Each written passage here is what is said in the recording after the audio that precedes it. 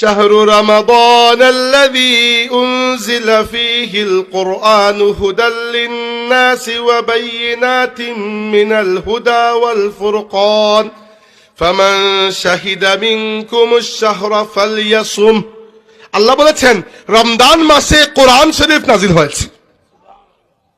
এরপরে বলেছেন ফামান শাহিদা মিনকুমুশ শাহরা ফালইয়াসুম, যে ব্যক্তি এই মাস পেল সে যেন এই পুরো মাস রোজা পালন করে।